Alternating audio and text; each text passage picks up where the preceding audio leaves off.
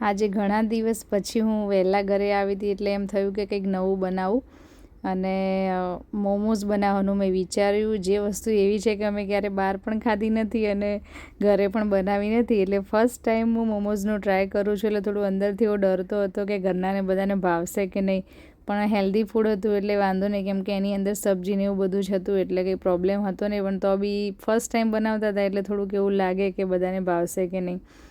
તો મેં બધી પ્રિપરેશન કરી લીધી અને આ રીતે કોબીજ, ગાજર, કેપ્સિકમ ને કાંદાને છીણી લીધા છે મેં.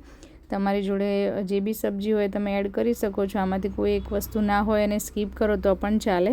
એમાં ખાસ કોબીજની જરૂર પડે. તો આ રીતે સરસ બધાને છીણી લેવાના, અથવા તો ચોપર હોય તો એમાં ચોપ કરી લેવાના અને એને પછી એક મોટા બાઉલમાં ટ્રાન્સફર કરી લેવાના.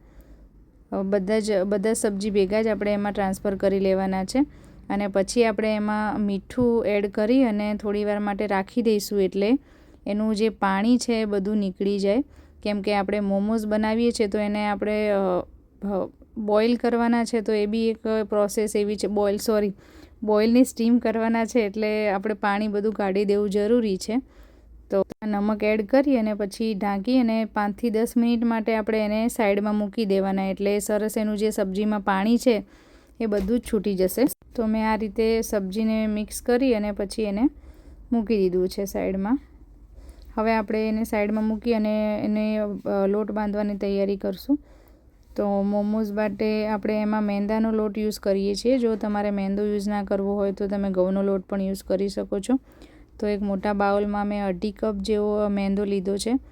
જો તમારે બરાબર બધું જ હેલ્ધી પ્રોપર બનાવવું હોય તો તમે ઘઉંના લોટના પણ બનાવી શકો છો. પણ હું ફર્સ્ટ ટાઈમ બનાવતી હતી એટલે મેં રિસ્ક ના લીધું, કેમ કે મેંદાના જ બને છે એટલે પછી ખબર નહોતી કે એનો ટેસ્ટ કેવો આવે. પણ બહુ સરસ બન્યા હતા એટલે વાંધો ના આવે આપણે ઘઉંના પણ બનાવીએ તો પણ. તો 5 વ્યક્તિ માટે આ રીતે 1/2 કપ લોટ લઈએ તો ચાલી રહે, એટલે મેં 1/2 કપ લોટ એડ કરી દીધો અને એમાં નમક અને તેલ એડ કરી દીધું છે બાઇન્ડિંગ માટે. પછી લોટને આપણે સરસ એવો મિક્સ કરી લેવાનો અને થોડું થોડું પાણી એડ કરતા જઈએ અને લોટ બાંધી લેવાનો છે. લોટ એકદમ હાર્ડ નથી બાંધવાનો અને એકદમ સોફ્ટ પણ નથી બાંધવાનો, મીડિયમ સોફ્ટ બાંધવાનો છે. પાણી આપણે ધીરે ધીરે જ એડ કરવાનું એટલે લોટ એકદમ સોફ્ટ ના થઈ જાય.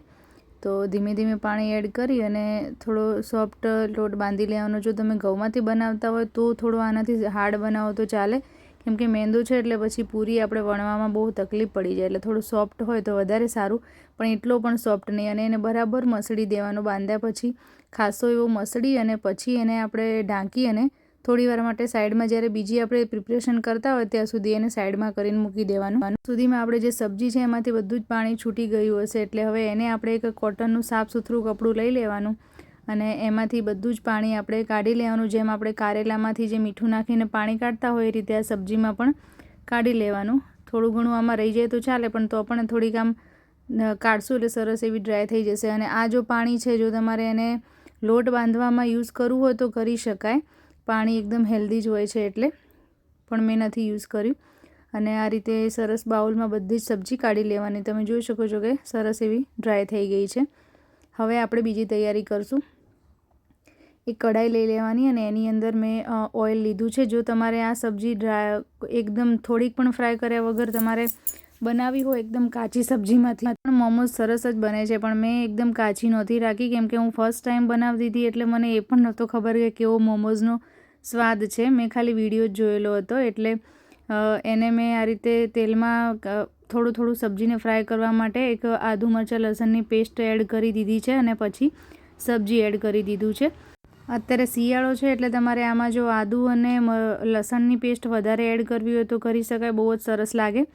અને પછી આ બધી સબ્જી એમાં એડ કરી અને થોડી વાર માટે, વધારે નહીં પણ 2 જ મિનિટ માટે આપણે એને સાંતળવાનું છે. એમાંથી પાણી છૂટે એવું નથી કરવાનું. અને થોડુંક નમક એડ કરવાનું. આપણે નમક ઓલરેડી પહેલાં એડ કરેલું છે. અને 1 ચમચી કાળા મરીનો પાવડર, 1 મોટી ચમચી ટોમેટો કેચઅપ અને 1 મોટી ચમચી સોયા સોસ એડ કરી લેવાનો. બસ આટલી જ વસ્તુ આપણે આમાં એડ કરવાની છે. અને આપણે તીખાસ માટે લીલા મરચાં નાખેલા છે એટલે આપણે બીજું બધું કંઈ એડ કરવાની જરૂર નથી.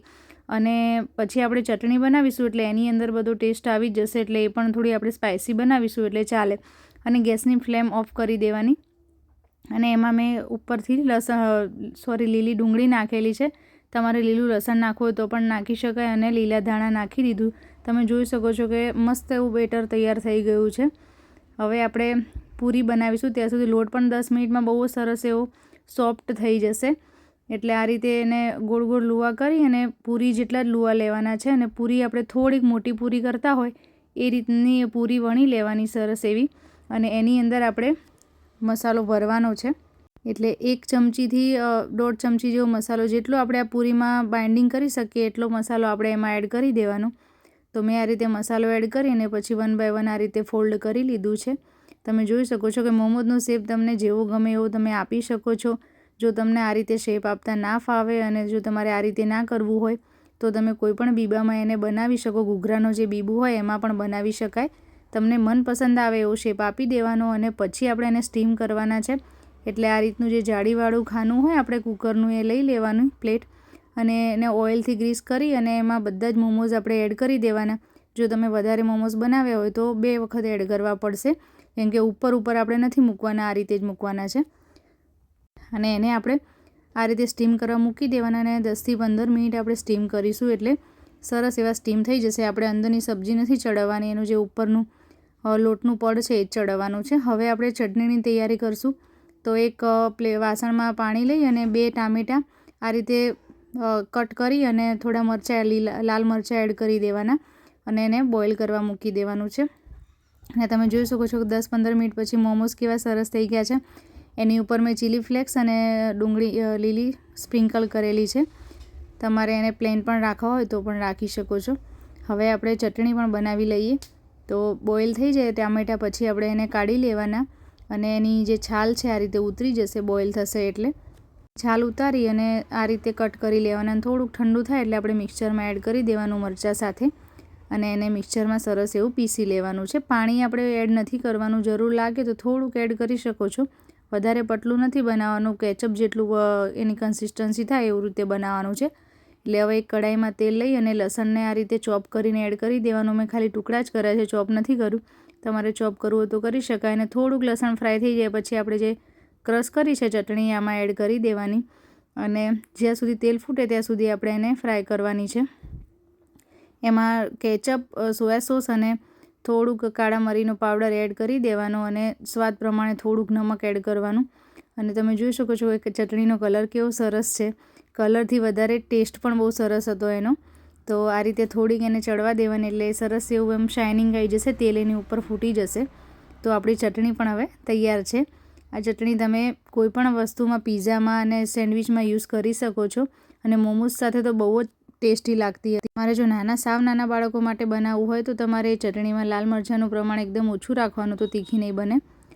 તો મોમોઝ મારા બહુ જ સરસ બન્યા હતા. મને એવું લાગતું જ નહોતું કે મેં ફર્સ્ટ ટાઈમ બનાવ્યા છે. જો તમને મારી રેસીપી પસંદ આવી હોય તો મારી ચેનલને સબસ્ક્રાઈબ જરૂરથી કરી દેજો અને શેર અને લાઇક કરવાનું ભૂલતા નહીં. ને આપણે મળીશું વ્લોગ અથવા કે રેસીપી સાથે. તો બાય.